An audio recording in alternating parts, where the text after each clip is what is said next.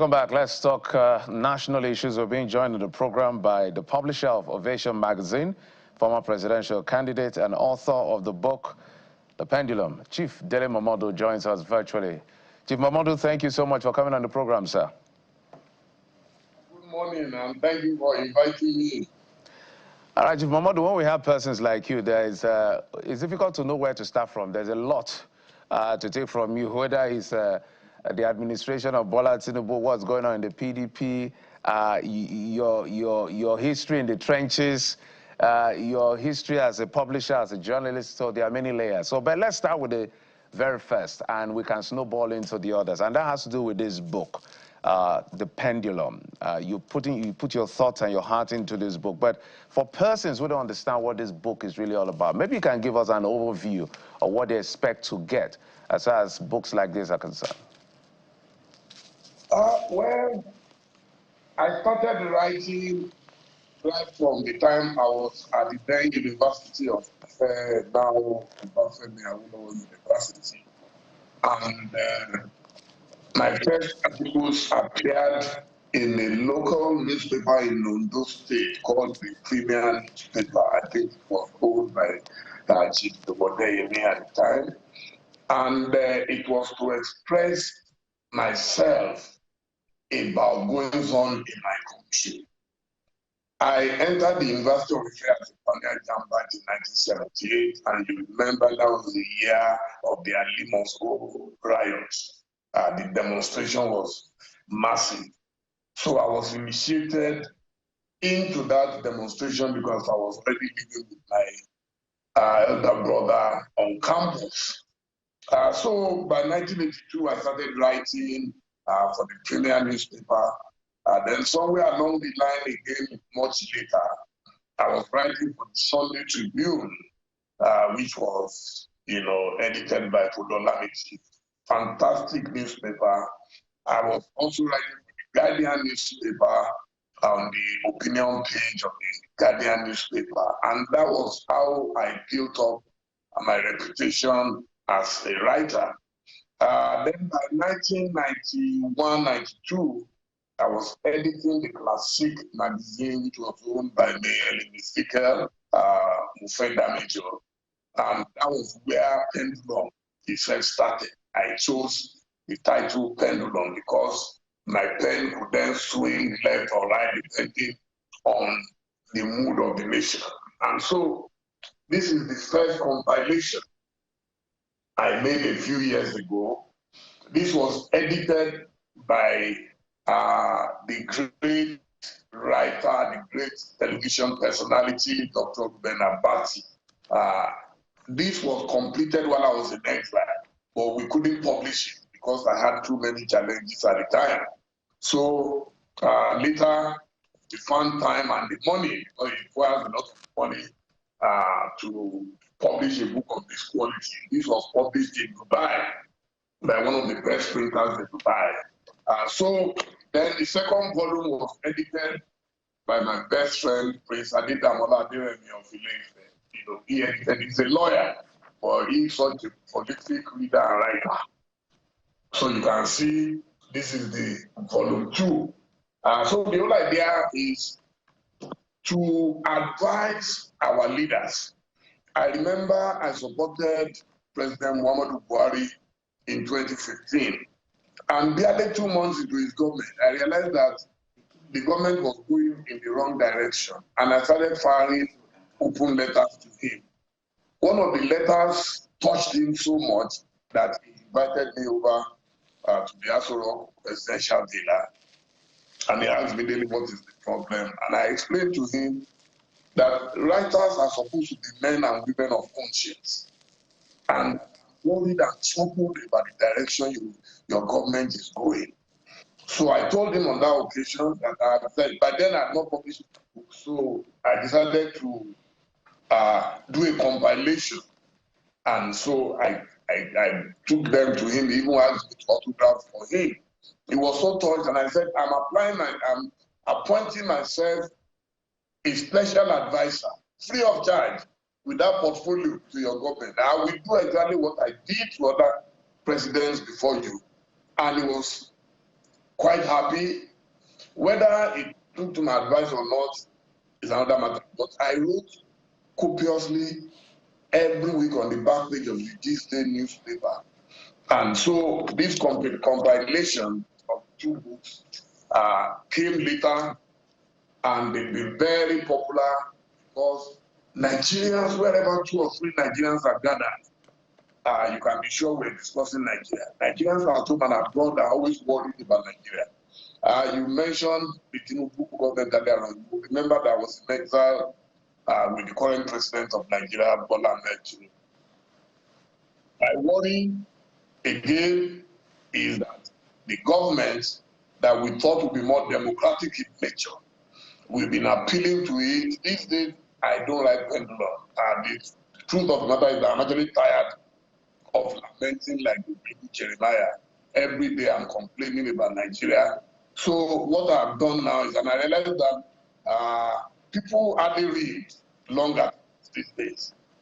Everybody is on social media. So I'm employing the platforms of social media where I have about 1.7, 1.8 million followers on Twitter, which is now known as X.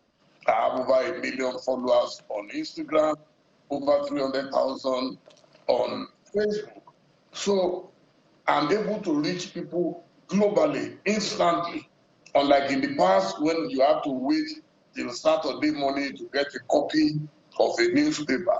So this is what has brought about my collection of works. And if you remember, I also contested the presidential election in 2011. And right. So this is a book by my campaign manager. So I am a scholar through and through. I wanted to be a lecturer, but I couldn't get a job. It was joblessness that brought me to Lagos in 1988. I was 20 years old. And so I am documenting my work, and I hope people will find them very useful. Well, Chief Momodu, in fact, I've gone through Pendulum 1, 2. I'm holding Fighting Lions right now. And, you know, I just randomly opened Fighting Lions, which chronicles your presidential bid, 2011, 2010, 2011. It was meant to be Labour Party, but you had to go to NCP eventually. And guess what, Chief Momodu? When I opened your book, the picture that looked at me, that was staring at me, is this picture. This is a picture of you and current Senate President Godswill Akpabio. And the caption right under it is Chief Dele Momodu sharing the good times with Senator Godswill Akpabio. And, you know, this book has pictures of you with leaders across the world. And I don't know if that gives you an edge, because it looks like you have drunk from the fountain or you've had relationships with all leaders. And if we zoom in on Africa, Nigeria, from your experience with these leaders, these people, why is it tough to really have leadership that works in Nigeria for you based on your, your interaction with them? Because I'm sure you'll have asked questions of them. What is that one reason? And then we'll, of course, get into some other controversies. But I wanted to get your insight on that, Chief. Well, I think I will call it the handiwork of psychophants. Leaders, once they get power, they are immediately swarmed over by psychophants who tell them, after God, it is you, or even you are bigger than God. If you see the way our people go all over our leaders, you will know that it's going to be difficult for them to perform. That's number one. So once you suffer from this hagiography, you realize that a leader will lose focus. And once you lose focus, you can't perform. Today, I see so many people. Yesterday, I looked at the newspaper and I saw the number of adverts in the newspapers for President Tinubu, and I just smiled. I'll be 65 in May by the grace of God. So I've been around long enough to have witnessed so many different administrations and governments. And I know that when you are in power, everybody will celebrate you. I don't know how many people will advertise in the newspapers today for Buhari or for President Jonathan or for even for President Obasanjo, who has been the luckiest of them all because he's been a very smart leader who has remained relevant globally, But I can bet my life that if Tinubu quits today, the same rat race will begin. Nobody will remember to go to it. Only a few of his cronies will go there. All those who made billions and billions will disappear. They will evaporate. And then, so that's it. Right. So that is why I keep appealing to our leaders that don't mind whatever these psychophants are telling you. Listen to the critics. Listen to opposition. There will be something you can pick from them. But if you insist on following the psychophants, your acolytes and all of them, right, you will fail like that before you. Well, Chief Momodu, we'll come to the Tinubu government. Apparently, there's something called the economy of psychophancy, clearly. But I'm still staying with this picture. With all of the allegations of sexual harassment against Senate President Akpabio, seeing that this is a man you've shared good times with, did it come to you as a shock? Is this someone that you're able to say, well, I have known this man and I don't think it is true, or it may be true? What was your opinion of it? In literature, there is what we call the sociological approach in literature. And what does this mean? It means that you have to look at the background to every issue, every writing. So that picture has a background. It's not about sharing happy moments. I was attending a wedding of Ini Inenebong in Akwa Ibom when Akpabio was governor. He was father of the day while I was chairman of the wedding occasion. So he came in there, he saw me. He said, Dele, can you be in my state? You will not come to the state house. So he invited me over to the state house and we had dinner and everything. So that was the occasion, not that we were too close. But I was fond of him. I like to look at the good sides in people. I don't like to look at just the ugly side. The good side in Akpabio was that he delivered as governor of Akwa Ibom State. I don't know what became of him after. You know, what usually happens is that people say he's leading a rubber stamping Senate. Perhaps out of fear of the presidency, the Nigerian president is the most powerful president, and maybe after Donald Trump, if not on equal level. Nigerian president is so powerful that one minister, Chief Alex Akinyele, once told me under the Babangida government that the Nigerian president can turn a man into a woman and a woman into a man. So what I see in Akpabio today is a man who is afraid of something. A man who will do anything. If Tinubu says tomorrow, I want a third term, I can bet you in 5 minutes they will vote for him. So I don't know what happened after he became, but as governor, you know, he had the executive powers. And with the executive power, there is much more you can do for your state. And that was my admiration for him. And even in this his crisis, I think the game they are playing is wrong. I expected him to seek peace rather than all these acrimony about we want to recall a senator. What do you gain? What do you benefit? Okay, after you recall him, then it becomes an anticlimax. Same thing in Rivers, where Wike insisted on removing, you know, his predecessor, who he installed himself just because they fell out due to personal reasons between them. Now the whole state is suffering. So Akpabio, my advice to him, now that you are emphasizing his picture, is that once upon a time, some of us admired you as a great leader in Akwa Ibom who developed that state. But today, you are being distracted by allegations just because of a sitting arrangement. If I were in your shoes, I will call Senator Natasha Akpabio and find a way to bring her back and settle this matter once and for all. Otherwise, it's not going to go well for you. Everything you ever built will go up in smoke. All right, Chief Momodu. So now that you've touched on Rivers, let's go there. I know that you've spoken about it. I know you posted something that was written by, I think it's Babafemi Ojodu, if I am correct. I saw it on your page. The president has made some very decisions that have gotten him a lot of flags from economic. The recent one has to do with this state of emergency. I'll need your take, especially the controversial suspending a governor, which the argument over it doesn't have that discretionary latitude empowered by law. And I think I know the cases in the Supreme Court or so. So I would like your take on his declaration of the state of emergency, but especially suspending elected officials like the governor, deputy, and the State House of Assembly. I think it is very unfortunate. President Tinubu, I know very, very, very well. Though I've not been in the same party and all that, but we were together in exile, and he fought gallantly for this democracy.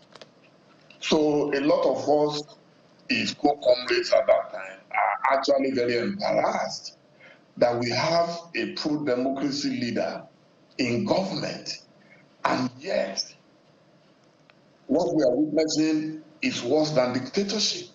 And I've said this openly so many times. I've pleaded with him in open letters that please, I don't care. You can fail in the economy, no problem. People will forgive you and say you are not a professor of economics. You can fail in other areas, but don't fail in democracy. You must deepen our democracy, which President Goodluck Jonathan succeeded in doing, which Baba Obasanjo, despite the allegations and accusations of a third-term attempt, still managed to hand over power to President Yaradua. So, but now it is less than 2 years into this government, and we are witnessing crisis upon crisis just because some people want second term. God gave you what he did not give Abiola. God gave you what he did not give Yaradua. What he did not give Olufalaye. What he did not give Chief Obafemi Awolowo. These were great leaders. They didn't have it. Now you have it. How you manage it is what matters. I'm pleading with President Bola Ahmed Tinubu, please don't kill democracy in Nigeria. Everybody who loves him will tell him this. I've not asked him for anything or anything, but we love him for his contributions to democracy in the past, which is fast going down the drain. You do not need to hand over your future to God's bit of clay. I've written this over and over again. Just hold on to God. If God says you'll be there forever, so be it. But don't force it. What I see now is an attempt to force all governors in Nigeria to follow him by fire by force. It is wrong. If some people did not allow you to thrive, you will not be where you are today. So leave these people, leave these governors in their state. If they are in PDP, if they are in Labour, if they are in ABGA, wherever they are, allow them to thrive in opposition. That is the meaning of democracy. Chief, so are you saying by implication as well, so if we expand it further, are you saying that, okay, let me just ask, do you think that the Bola Tinubu administration is hostile to dissenting voices? Oh, it's clear. That is too clear. That I'm unequivocal about that. It is very clear. And I can see them blackmailing everybody. Once you speak, I remember our governor in Bauchi State spoke the other day. By the following day, they had picked up one of his key officials, and taking him away.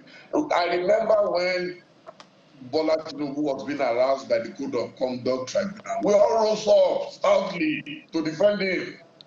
That you cannot oppress a man just because he's in opposition. That's why we are saying it confidently and openly, that Tinubu should not repeat this same nonsense that some people did to him in the past, that we all went against. We went against it. So today, everybody is afraid. I'm in the system. I'm 65. I must have friends everywhere. Everybody is dealing with Tinubu now with trepidation. You see opposition governors, everybody falling over themselves to praise him. There is a story of how many Jova in Yoruba, people will deceive you when you have too much power. But watch your back. Just watch your back. Some of your closest allies, you'll be shocked what they will say behind you. And we know what they say behind it. So when you talk to him, at least he will not say, oh, Dele, why didn't you tell me at that time? I'm saying it now openly to millions of Nigerians that people are deceiving President Tinubu, and he should not allow people to deceive you. He should just do his job. The only thing that can guarantee second time is to do your job well. You don't need to intimidate anybody. Don't intimidate Peter Obi, don't intimidate Atiku, don't intimidate anybody. Because you thrived in opposition. Even under the military, we fought the military. And that is why we are where we are today. So how can a civilian government become more dictatorial than a military government? It doesn't make sense to me. Well, Chief Momodu, the president over the weekend spoke about how he appointed the current Minister of Communications and Digital Economy That's Bosun Tijani saying, in spite of the fact that he had spoken against him and the government, he appointed him. That was the president's example of how he even embraces dissenting voices. We can talk about Daniel Bwala now, who is now the presidential spokesperson. So from the president's perspective, he was trying to tell Nigerians that, well, I actually don't intimidate. I draw them closer. So do you have maybe specific examples that people can point to and say, well, this is how we intimidated maybe an Atiku Abubakar or a Peter Obi or someone in that stature of some sort? You see, those people you mentioned are of no electoral value to President Tinubu. Okay, and I don't want to mention specific names. Leaders often like it when someone who has abused them before comes back crawling back to them. You know, we all have our individual ways of doing things. There is no way I would have abused Bola Tinubu the way some people abused him, and he will invite me to his government. I will thank him and say, thank you, sir. I'll find some other people. It's good that we're no longer fighting, but I'm not going to walk in you. Because now I'll be forced to say the exact opposite of the things I used to say about him. It doesn't make sense to me. But some people don't mind. They will find a way to justify it that, oh yeah, and then, you know, so maybe they are born again, they have now seen the light, but I'm not one of them. I have nothing personal against him. Anybody knows that tomorrow, if anybody tries to oppress or harass him and members of his family, I will be up in arms against such people. Because democracy must be constant. It must not be something that, let me tell you, all these we appointed that, okay, so what did Fubara do in Rivers that they could not forgive? Was there a breakdown of law and order in Rivers? So you will see that Rivers for them is very strategic in terms of votes and in terms of resources. If you look from the time of Dr. Peter Dele, Rivers had always funded most of our presidential elections. And on this side, I know what I'm talking about. Odili was part of those who funded the Yaradua campaign. Amechi funded Buhari's campaign. Regardless of what anybody can tell you, the bulk of that funding came from the direction of Rivers State. And then Wike too, everybody knows that in Nigeria today, he is the man, he doesn't hide it, that he is stupendously wealthy, probably wealthy more than Tinubu, I don't know.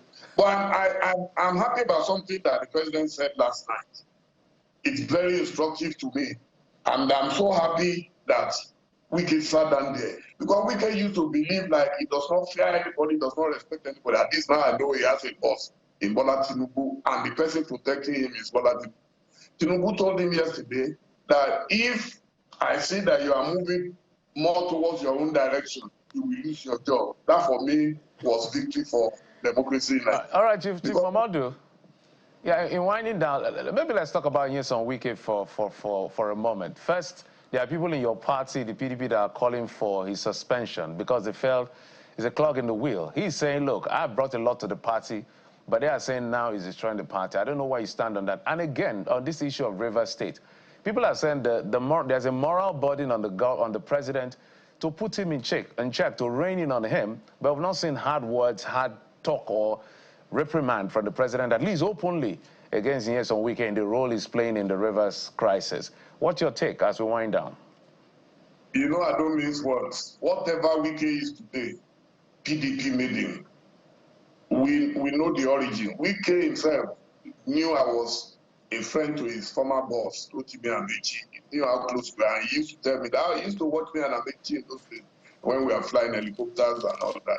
Wike today is totally made by PDP. He should tell us what he did before he joined PDP, so before he became chairman of Obia for local government, before he became chief of staff to Rotimi Amechi, before he became Minister of State Education, before he became governor for 8 years, and before he became Minister of the FCT, today, Federal Capital Territory. He should tell us what he did, how much he made as a lawyer or whatever business he was doing before he became chairman of the local government. I mean, people should never forget where they are coming from. I don't have any problems with him fighting PDP. There were other people who left PDP before him, but they were able to come back to PDP because they did not destroy PDP. The PDP that Wike is fighting today is fighting as if there is no tomorrow. Just because they lost an election, and after losing an election, they said they promised him to be vice president. They didn't make him vice president. So is that enough to destroy the largest political party in Africa? It doesn't make sense to me, but I always say it's democracy. Before long, we shall see the end of this one too. Whether in 8 years or 12 years, whenever they leave power, we will be here, if God willing, we are around to write books so that we can write another fighting lions or maybe tigers. We are fighting. We're fighting Amoteku. But Chief Momodu, you know, you just raised a very important issue about opposition in Nigeria. The president said it, and it was clear, saying, well, I need you to ensure that my party, the APC, wins the FCT. So if you're tilting towards, if I see it's tilting towards your party, the PDP, I'm going to fire you. And that alone is a lot of contradiction in one sentence. What is the place of opposition, the PDP now? What are the options available? I don't know if for you, Chief Momodu, you would like the president to continue from 2027. I don't know where your alliance is on that one. But what options are available? Because you have an Atiku Abubakar who probably still wants to run for president, collect power. You have a Peter Obi, you have a Nasir El-Rufai and all of that. But it looks like the PDP is not a place for them. Look, anybody who knows me knows I'm a one-way traffic. I'm in PDP. For as long as I'm in PDP, I can't support Tinubu. I cannot do what Wike is doing. Wike is the only person who wants to eat his cake and have it. But you should know about the political theory in Nigeria, that Wike still has presidential ambition. And he's hoping that something will happen. And he knows he's not likely to get the ticket of APC. So what he's doing is to hold PDP down in reserve, so that when tomorrow comes, if tomorrow comes, then he is able to use the platform of PDP. He has to bend us well. He has told everybody that he has, and we saw it in the last presidential election during our primary. We saw it, and that's why he's so bitter. He was so sure. If I met a friend of his, a governor, a former governor, who told me that nobody can beat Wike, that Wike is the next president of Nigeria, I was shocked. At the George Hotel, the president is watching, he will remember. I went to see this man, and he told me that Wike is the next. I said, how is that? He said something that I can't say on television. That Wike, there is nobody that can beat Wike. So that's why a former president called him inconsolable. He said Wike is inconsolable because he was so sure. He already saw himself in Nassau Rock. So whatever he's doing with President Tinubu today is a marriage of convenience. And I wish them the best of luck. I wish their marriage would survive and will not live good. Chief, let's go to your state for a moment. We can't have somebody of your stature and you don't speak to the incident that happened in Urom. It was a very unfortunate incident of that killing of the hunters, also lynched to death. And there has been calls from across board that the people must be brought to justice. Maybe in closing, what your remarks are and what you made of that situation in our country. Well, everybody knows that Nigeria is in turmoil. Every part of Nigeria right now have one problem or the other. And but I'm happy that the president, he has instructed that they should go after those dangerous, killers and all that. And that's all we can do.